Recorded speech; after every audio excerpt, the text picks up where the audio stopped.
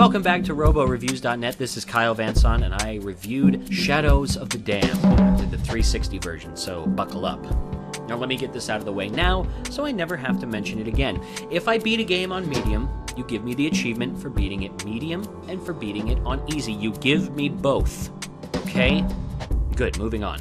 Now I've got a love-hate relationship with Shadows of the Damned, this new experiment, in quotes, from Grasshopper Manufacture and its psychotic luchador in command, Suda51. I love its style, I hate its repetition and its lack of ingenuity. I love its sense of humor, I hate its refusal to give me the achievement for beating it on easy. I love the twisted universe it portrays and the story it's got to tell, despite being very shallow and trivial. I hate the feeling that I get while playing that the game's challenge is more with mechanics and not with an actual lack of skill or increasing difficulty. I want that fucking achievement! Shadows of the Damned is a third-person action shooter, which, in a nutshell, really is Resident Evil 4 meets Grindhouse. The story follows Garcia fucking Hotspur, as he calls himself, badass Mexican demon hunter, in that he's a Mexican who hunts demons, whose girlfriend has killed herself and is stolen by Fleming, boss of hell. Garcia sets out to the City of the Damned to retrieve her from a castle, and her name's Paula, making his quest a combination of Super Mario and Donkey Kong. I thought that was funny. And is accompanied by his demonic sidekick / floating encyclopedia / 3 guns in 1, Johnson.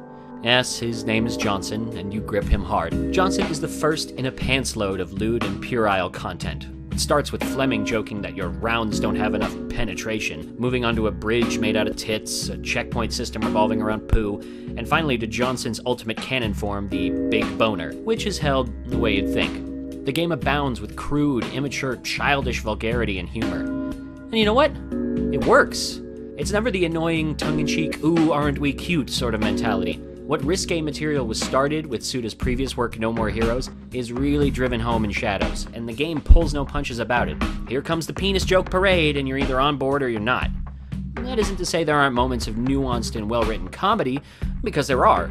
The game is as much a buddy road movie as it is a demon-slaying shooter. The credits even refer to the game as a film. The dialogue between Garcia and Johnson crackles, even during these storybook segments that stop the gameplay in its tracks. And all that, in spite of Johnson going for a Portal 2 Wheatley vibe that never really reaches Stephen Merchant's exquisite performance or charm. And Garcia being yet another video game character blandly characterized by the not hireable Steve Blum. Take a holiday, man. It's also brimming with pop culture, a sequence inspired by The Evil Dead, references to Indiana Jones, Once Upon a Time in Mexico, and The Simpsons. And stick around after those credits for the funniest bit in the game. All this fun and mirth is balanced by the seriously fucked up stuff you encounter in this demon world. Bloody, mangled corpses fill every dead end. The locks on doors are these nightmarish baby heads. Paula is killed over and over again in front of you. The list goes on. One of the bosses is a shrieking psychotic covered in scars, and all he shouts is...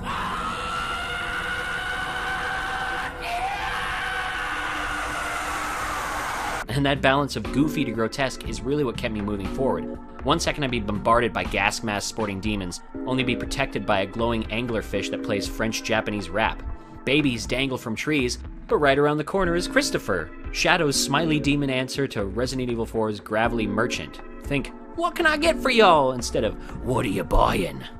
Sadly, that push forward is necessary, because the game does feel like Resident Evil 4, and that is, it plays like it was made half a decade ago. The camera follows too closely to Garcia's back, especially while aiming, to the point of being clunky and disorienting.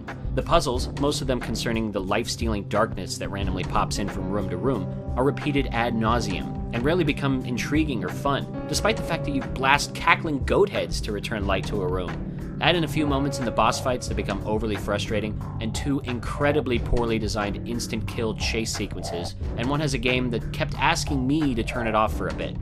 And yet looking back, these seem like niggling concerns. So why do they bother me more than they did back in Suda's earlier games, No More Heroes and Killer 7? Neither of those games were perfect, far from it. But it seems like Shadows of the Damned is, for all its madness, far more restrained in its insanity compared to the earlier titles, Killer 7 especially. And seeing as Shadows of the Damned is really just Killer 7 off the rails, I honestly expected more. More of the off-the-wall, batshit madness to counter the clunky, arcade-inspired but not really appreciated, antiquated gameplay that I was expecting going into a Grasshopper title.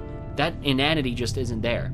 I played through Killer 7 3 times, out of a sheer desire to stare into that cracked mirror of dementia one more time. But I won't be returning to Shadows of the Damned again. Don't take me wrong, I heartily recommend it, but strongly as a rental. I'm merely a tourist in the City of the Damned. Despite its charm, its style, and good humor, I won't be returning soon. Especially if it's going to be stingy with its completion achievements. Fuck you! Well, that's it. Return to roboreviews.net for more reviews. We hope to have another one up every week, and you can check our back catalog as well, so more coming from us very soon. Stay tuned.